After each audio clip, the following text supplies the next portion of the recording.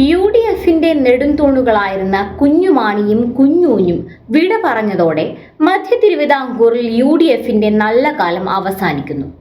കോൺഗ്രസിനോട് വിട പറയാൻ തയ്യാറെടുത്ത ചാണ്ടിയുമ്മനും. ഉമ്മൻചാണ്ടിയും KM മാണിയും ഉണ്ടായിരുന്ന കാലത്ത് മധ്യ തിരുവിതാംകൂറിലെ ഏകദേശം മുഴുവൻ സീറ്റുകളും UDFിന്റെ കൈവശമായിരുന്നു. കോട്ടയം, ഇടുക്കി, പത്തനംതിട്ട ജില്ലകളിലെ ഒട്ടുമുക്കാലും മണ്ഡലങ്ങൾ UDFിന്റെ കുത്തക മണ്ഡലങ്ങൾ തന്നെയായിരുന്നു.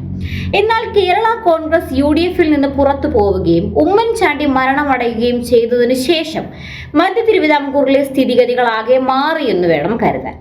അതിന്റെ തെളിവാണ് ശക്തമായ ഭരണവിരുദ്ധ വികാരം ഉണ്ടായിട്ട് പോലും കഴിഞ്ഞ അസംബ്ലി ഇലക്ഷനിൽ ഈ ജില്ലകളിലെ ഭൂരിഭാഗം സീറ്റുകളിലും LDFിന് ജയിക്കാനായത്.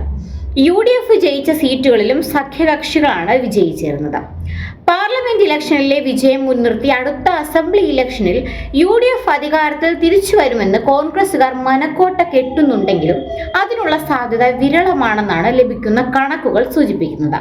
കോട്ടയം ജില്ലയിൽ തന്നെ പാരമ്പര്യ UDF സീറ്റുകളായ ചങ്ങനാശ്ശേരി, ഏറ്റുമാനൂർ എന്നിവ തോറ്റത് തന്നെ ഉദാഹരണമായെടുക്കാം. ഒരു വിധത്തിൽ മാണി ഗ്രൂപ്പിനെ UDFിൽ നിന്ന് പുറത്താക്കിയെങ്കിലും അതിന്റെ യാതൊരു ഗുണവും ലഭിക്കാതെ പോയത് കോൺഗ്രസിനാണ്. മാണിയുടെ കൈവശമുണ്ടായിരുന്ന സീറ്റുകളെല്ലാം തന്നെ അണികൾ എതിർത്തിട്ട് കൂടി ജോസഫ് ഗ്രൂപ്പിന് നൽകി. എന്നാൽ എല്ലാത്തിലും അവർ തോൽക്കുകയായിരുന്നു. കേരള കോൺഗ്രസ് മാണി പോലെയുള്ള പാർട്ടിയെ പുറത്താക്കിയതാണ് UDFിന്റെ പരാജയത്തിനുള്ള ഒരു കാരണം. 5% വോട്ടുള്ള ഒരു രാഷ്ട്രീയ പാർട്ടി ആരെങ്കിലും പുറത്താക്കുമോ എന്നതാണ് ചോദ്യം. 2001 66 സീറ്റ് ഉണ്ടായിരുന്ന കോൺഗ്രസ് ഇന്ന് വെറും 22 സീറ്റ് മാത്രമുള്ള പാർട്ടിയായി ചുരുങ്ങി. അവർക്ക് തൊട്ടുപിന്നിൽ തീവ്ര മുസ്ലിം മതപക്ഷ നിലപാടുകളുള്ള മുസ്ലിം ലീഗ് 17 സീറ്റുമായുണ്ട്.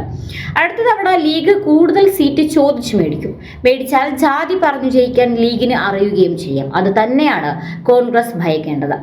ചാണ്ടിയുമ്മനെ പോലെയുള്ള ചെറുപ്പക്കാരായ നേതാക്കളെ സൈഡാക്കുമ്പോൾ അദ്ദേഹത്തിന്റെ പിതാവിനെ പോലും മറന്ന് സുഡാപ്പികളെ കൊണ്ട് സൈബർ അറ്റാക്ക് ചെയ്യുമ്പോൾ നശിക്കുന്നത് കോൺഗ്രസ് പാർട്ടി തന്നെയാണ്. ചാണ്ടിയുമ്മന് കഴിവില്ല, അപ്പന്റെ തഴമ്പില്ല എന്നൊക്കെ പറയുമ്പോൾ ഈ തഴപ്പുള്ള ഏത് നേതാവാണ് കോൺഗ്രസ് പാർട്ടിയിൽ ഇന്നുള്ളതെന്ന് കൂടി ചിന്തിക്കേണ്ടതുണ്ട്. ഭരണം കിട്ടിയേക്കുമെന്ന അവസ്ഥ വന്നപ്പോൾ ആരെ കൊന്നിട്ടാണെങ്കിലും ശരി എനിക്ക് മുഖ്യമന്ത്രിയാകണം എന്നതാണല്ലോ കോൺഗ്രസ് നേതാക്കളുടെ ആപ്തവാക്യം. ഇങ്ങനെ പോയാൽ ഇന്നത്തെ കോൺഗ്രസ് പൂർണ്ണമായി നാളത്തെ BJP ആകുന്ന കാലം വിദൂരമല്ല.